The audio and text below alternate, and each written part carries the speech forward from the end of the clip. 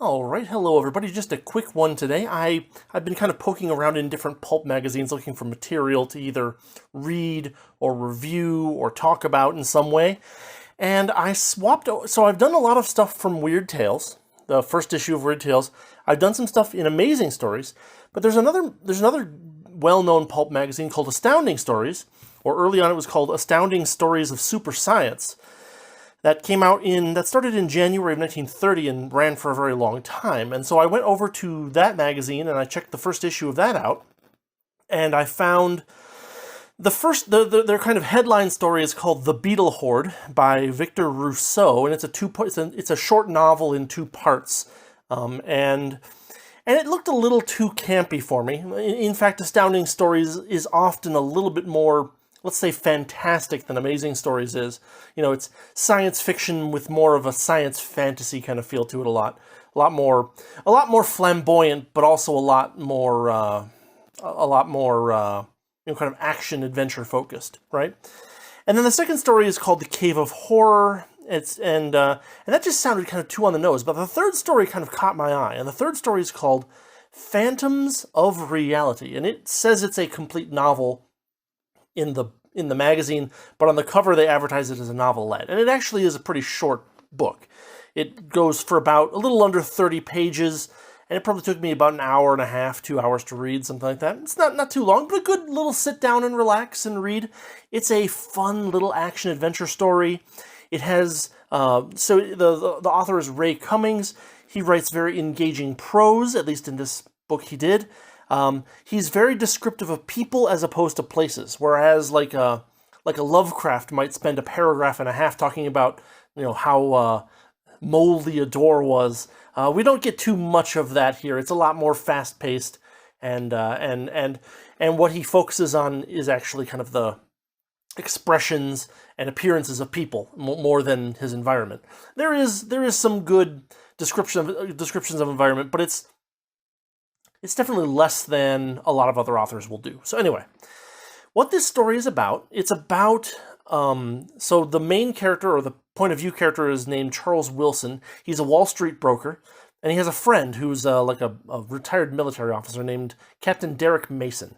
Now, what Captain Derek Mason has discovered is that there's an alternative reality, or kind of around our own, and he has devised a machine that allows him to take himself and or other people back to this, or over to this alternate reality.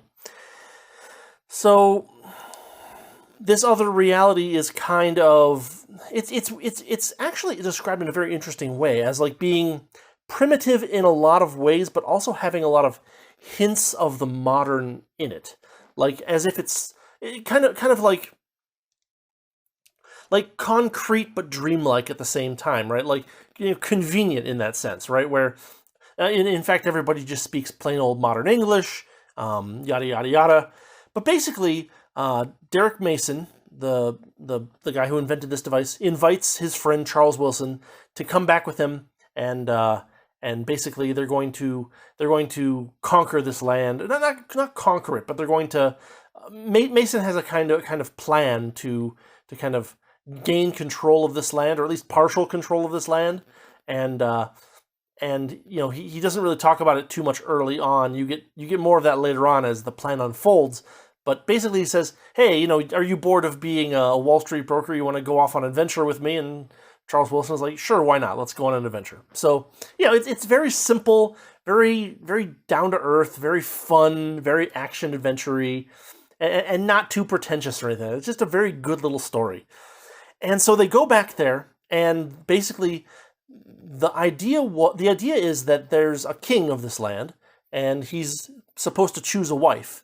And there are two candidates, and one candidate is the bad candidate, one candidate is the good candidate. One candidate is kind of the pretentious nobles that oppress people, and the other candidate is the good candidate who will be nice and treat everybody as they deserve, and peace and justice and harmony kind of thing. I don't want to spoil too much of the plot because it's a fairly short book, and there'll be a link in the description to it, of course. there's not really a lot of moral grayness. There's not a lot of like, oh well, this character has these other effects and so on. And it's actually a little more complicated than this. There's another character who's like a handmaiden for the good candidate wife, and she's involved in this.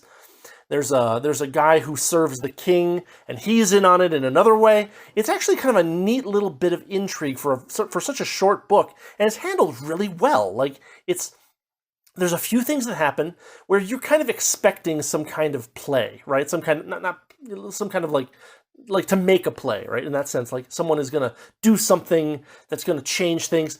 And the thing that happened, maybe you'll expect it, but I wasn't expecting it. The inciting event, basically, that causes this whole situation to break out into this massive brouhaha, and like they get into this. I think swashbuckling is a little too strong of a term. Like there's not a lot of actual like sword fighting. The soldiers have swords, but there's not really a lot of like, you and I shall duel, sir, yada yada yada. The Charles Wilson has like a short knife, a dirk he calls it, and he has to use it, but he's not trained in combat, and he's not particularly well armed or armored, so he has to mostly do things by avoiding combat, and so does Derek Mason. They don't bring any weapons with them because the currents of the device would have caused the cartridges to explode or something. Is the justification that Ray Cummings makes about why they couldn't bring, say, guns back.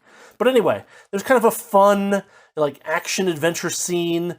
Charles has to figure out a way to free this person while making sure that the person who's holding her hostage doesn't actually hurt her, stuff like that. So some fun stuff. He kind of leaves some signs in our world of what happened that are like impossible to like not justify, but to like confirm. And so there's some fun stuff there of like, there was this night watchman who believes he saw this, but everybody doesn't believe him, and he laughed. But this is part of my story, kind of thing. Anyway, it's a fun little story. Probably an hour and a half read, maybe, depending on how fast a reader you are. Maybe even a little bit less than that. It's a little under 30 pages, but again, it's kind of the large size paper with the relatively small margins and 2 columns. So there is some density to the amount of words on a page. So like it's 30 pages, but they're 30 fairly long pages compared to what you might see on like your average paperback. Anyway, I just thought this was a really fun little book or fun little story. And so I figured I would kind of put it out there. I didn't know before I read it whether it was going to be good or bad. So this is going to be a review, better or for worse. But in the end, my final verdict is, if you like action adventure, if you like a little bit of mild swashbuckling and some fun alternate universe ideas, you'll probably like this story, and it won't take you very long to read it either. It's not a hard read either. It's just very, very simple, down-to-earth kind of good stuff and a lot of fun. And I don't know. I may go take a look at the Beetle Horde later on, but it just felt too campy for me for this week, so I went with this instead. So that is what I've got for you for today. Later on this week, probably what I'll do is I'm going to make one video that is just the entirety of the Dead Man's Tale in audio, and that way you don't have to jump around to different videos to look at it. You if you've seen those earlier videos, you can skip that one if you want, of course. And then I'm also going to talk a little bit about a particular comic book series later this week that I think deserves a little bit more attention. So, yeah, that's what I got for today. As always, thanks for watching. Thanks for listening. If you like the channel, if you like what I'm doing, you know what to do. Links in the description, all that good stuff. Anyway, have a great week, and I will see you next time.